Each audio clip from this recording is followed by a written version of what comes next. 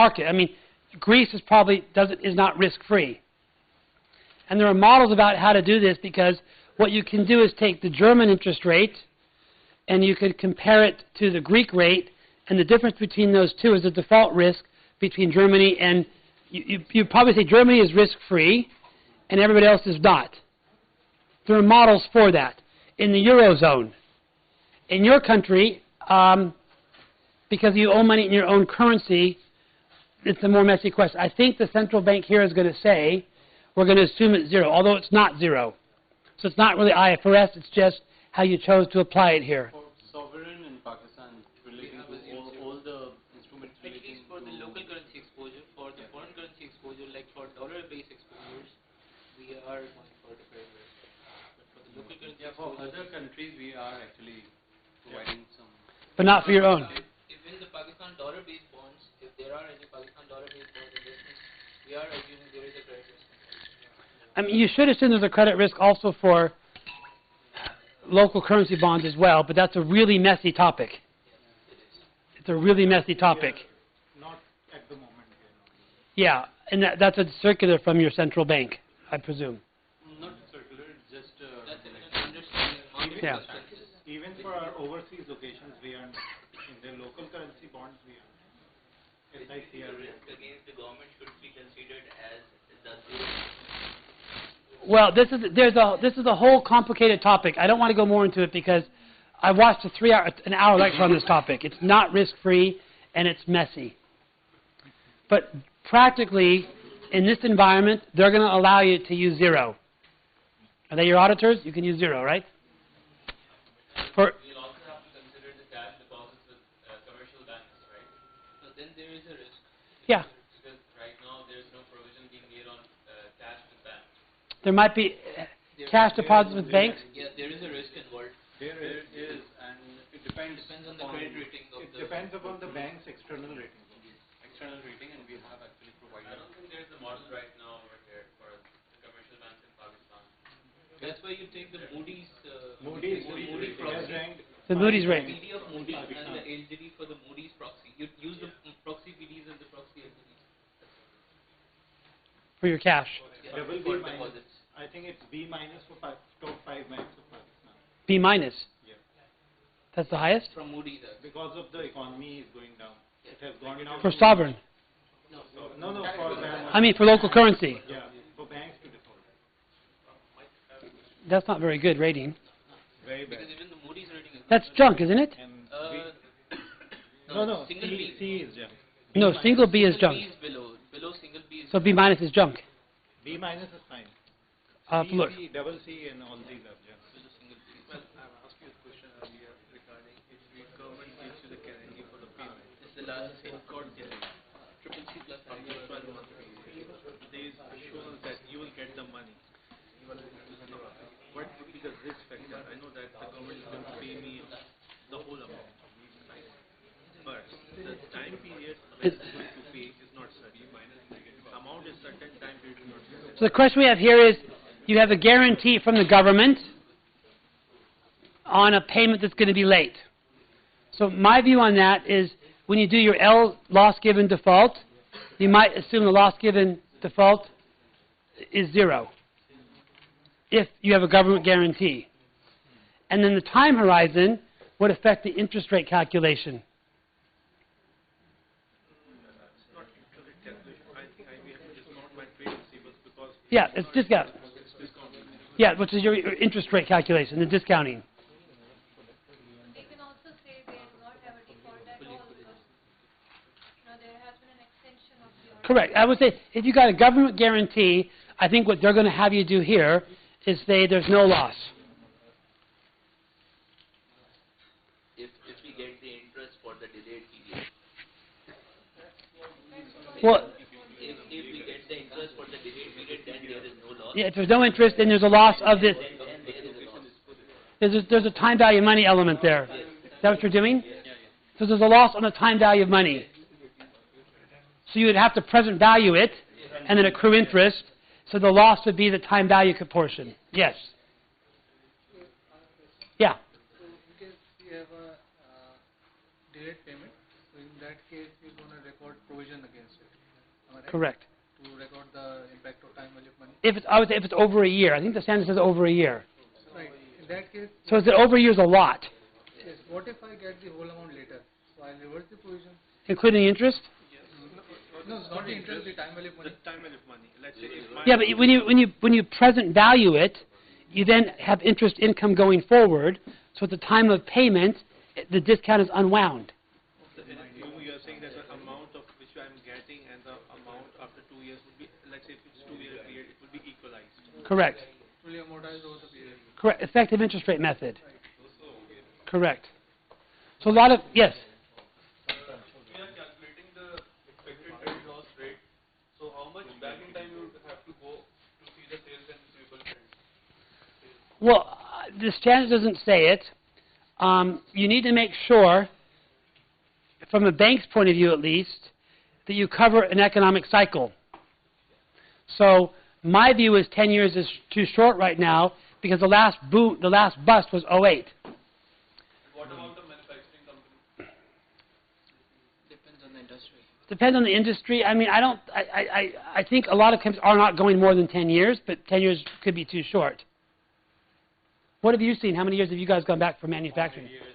We don't have the data. The data is not there. So here they've been going back 5, 7 years. Depends on the data you have. I don't know if that's enough, but if that's all that you have, that's all that you can do. See, when you build your models, they're supposed to be forward-looking, but on your forward-looking assumptions, they have to be supportable.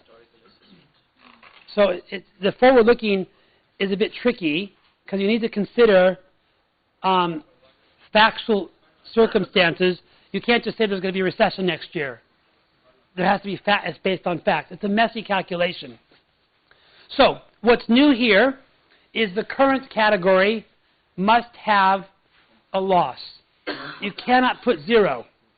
You might do the analysis and it might be immaterial, which is almost 0. But you have to do the analysis. You can't just assume it's 0. So what you find with this is sometimes it's going to be about 0, but the work to do to show to your auditors that it's 0 is a pain in the neck, right? So you do all these calculations, and you say, I told you it's 0. The auditors say, so what? That's what you have to do. That's the challenge. A lot of the challenges in IFRS are prove it. Right? You agree with that? Yeah, to some extent. And to some extent, no? Because when you have rule-based, you have to satisfy the rule. Yeah. But you prove the principles or theorems. Yeah. Well, what I've seen with the big four I worked with is there's a lot of documentation they do, and the conclusions oftentimes are it's irrelevant. That's what I see a lot of times. All this work, conclusion, amount immaterial. Here's my invoice. Right? That happens a lot, right? Then it's material, right? The invoice. Okay. The exemptions from the model are as follows. All right. So if you have a receivable that's a lease receivable under IFRS 16 or a contract receivable under IFRS 15, you have a choice. You could use stage 1, 2, and 3, or you could say forget it. And as I think, as you mentioned, I would expect you to say forget it. You don't want to do stage 1 unless you have to. It's a headache. When you have microfinance banks, do you do staging or do you just do them at fair value?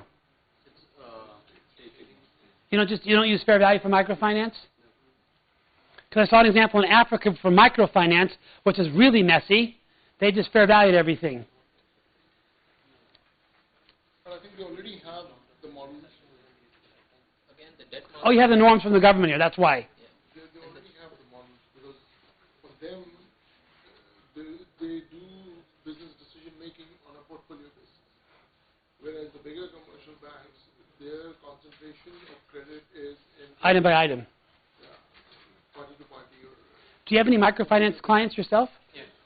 So you're saying you follow the same norms, the staging and everything. And even worse part is they are calculating it for whole lifetime. There is no stage 1 in microfinance.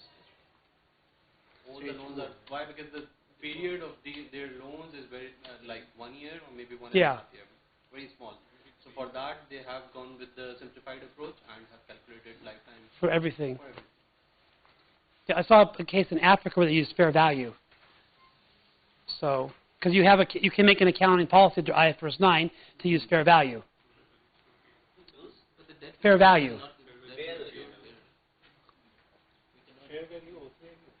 Because they were very short term, they argued to use fair value for microfinance, because they're all short-term loans, small amounts of money, terms 1 year, 18 months, very small, high interest rates. Because the ECL model was too messy. I mean, not it was a microfinance. That's a whole other can of worms. the fair value includes credit losses. No. Because the fair value doesn't include credit losses, because credit losses are based on the historical exchange rate, and fair value is based on the market rate today, so they're different. They're different. How come loan can be classified on fair value? I mean, it's a debt instrument, not equity instrument, A. So when we will go through the SPPI test or business model test, it will pass amortized cost. Yeah, but I think there's an accounting policy election. I'm trying to remember how they did this. Not in debt, actually. Because first of all, we have to go through the model, business model test. Yeah, I know. I'm just thinking. I have to get out my notes on that one. Selection is allowed. That's the equity. Debt may be debt, I guess.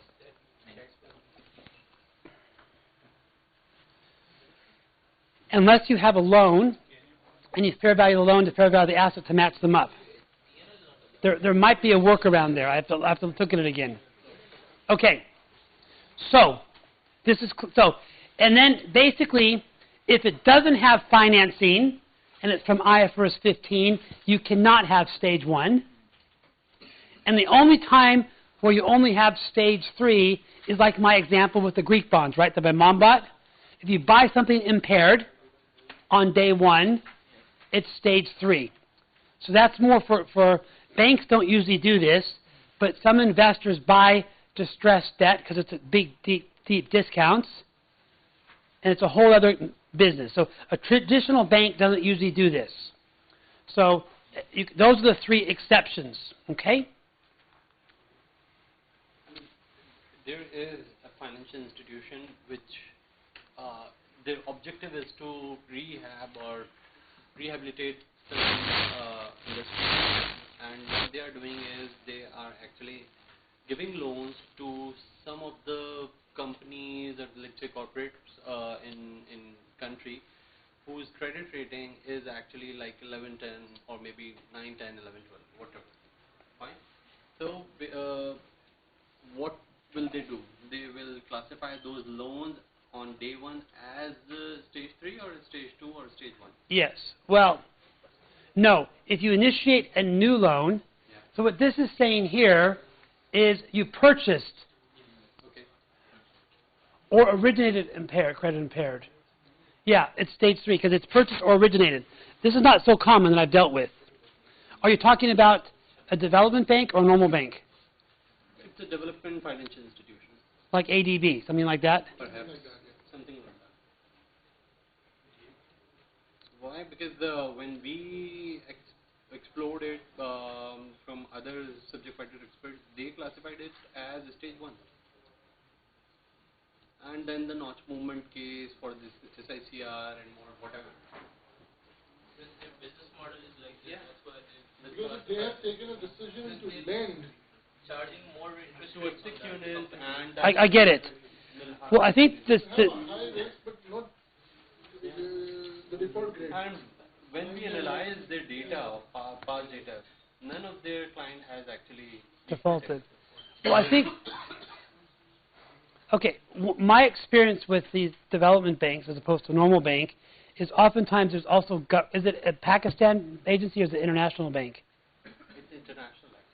It's not. It's like ADB, another one. Not exactly like ADB. It's 2 governments. The China one? Joint venture, not China one. Because what happens, I know, with like ADB or those banks, is oftentimes there are guarantees at the government level as well, so the banks don't suffer the losses. And here what happens is we call EMR, balancing, modernization, government gives some tax relief. For example, textile sector, not performing. But there's a group coming to the banks that, look, we have done this feasibility, and if you lend us like $20 million, we're going to buy these machines which are actually causing the problems. And once we do it, it will become a cash generating unit. But then I would say it's not originated credit impaired. Originated credit impaired is